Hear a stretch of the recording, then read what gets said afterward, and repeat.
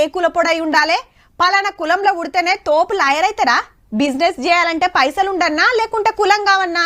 నేను ఇట్లా అడుగుతాంటే కోపం వస్తుందిలే. హౌ కులంతో సంబంధం ఏంది అంటురులే. మరి గీ ముచ్చట చూడుర్రి. ఏ కాలంలో ఉన్నాంరా నాయన, నెరి గింతధ్వానం తయారయ్యిండ్రు. మెదక్ జిల్లా గౌతోజిగూడెం లాగిలతోటి ఎవరు మాట్లాడద్దు, ఏ పనికి వీల్వద్దు, సరుకు సౌదాలు అమ్మొద్దని కుల పెద్దలు ఊరి పెద్దలు పెద్దరాయుల లెవెల్లో తీర్పు చెప్పి తీర్మానం కాగితం రాసి సంతకాలు పెట్టిండ్రు. మీరు గ్రామంలో తిరగొద్దు, ఎవరు మాట్లాడొద్దు.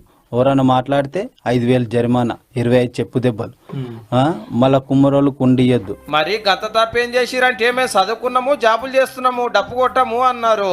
గంతే మీ తాతలు కొట్టిండ్రు, మీ అయ్య కొట్టిండు, ఇప్పుడు మీరు కూడా కొట్టవలసిందేనని 6-7 ఏళ్ల సంధి సతాయిస్తున్నారట అన్నదమ్ములను.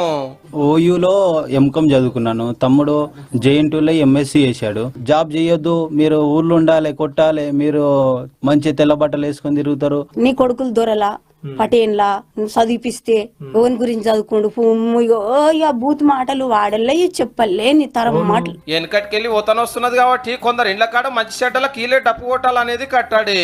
మా కీలు కాదు, జాబ్ చేసే కాడ లీవ్ దొరకదని ఎంత చెప్పినా కాదు కక్కసమని అందరు కలిసి వెళ్ళేస్తే ఏగలేక పోలీస్ స్టేషన్ లో కేసు పెట్టినా ఫస్ట్ పట్టించుకోలేదట. పాప ఆ రోజు ఏడ్చుకుంటూ వచ్చింది స్కూల్ నుంచి. మమ్మీ నా దగ్గర ఎవరు కూర్చుంటలేరు, ఎవరు మాట్లాడనిస్తలేరు నన్ను అని. అట్లా అని చెప్పేసి స్కూల్ కూడా బంద్ చేయించినాం. మీరు మాకు చెప్పుల కింద లెక్కనే ఇప్పటికీ మాకు పని చేయాలని చెప్పేసి అన్నారు. ఇక లాభం లేదని అన్న సీదా హైకోర్టుకు పోయిండు. ఈ రోజులలో గింత ఘోరం ఉంటుందా అని కోర్టు గరం అయ్యి విలేజ్లను అరెస్ట్ చేసి దళిత కుటుంబానికి సెక్యూరిటీ ఇవ్వాలని ఆర్డర్ వేసింది పోలీసులకు. అగో గప్పుడు కలెక్టర్ గారు ఎస్పీ గారు వచ్చి ఊరలతోటి మీటింగ్ పెట్టిరు, ఇట్లా చేసుడు తప్పని. అతనే 19 మంది మీద ఎస్సీ ఎస్టీ అట్రాసిటీ కేసులు అయినాయి. అయినా డప్పు ఇల్లే కొట్టాలని ఏముంది, ఎరటోళ్ళు కొడితే మోగదా? పైసలు ఇస్తే డప్పేంది, బొంబాటు బ్యాండే వస్తుంది, అది కూడా చాలదంటే డీజే కూడా దిగుతుంది.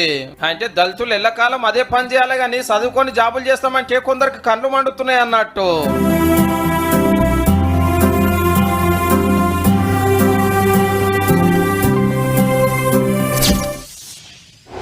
ఊకే చికెన్ మటన్ ఏం తింటాం అనుకునేటోళ్ళు ఐతారం పూట చేపలు తెచ్చుకుంటారు.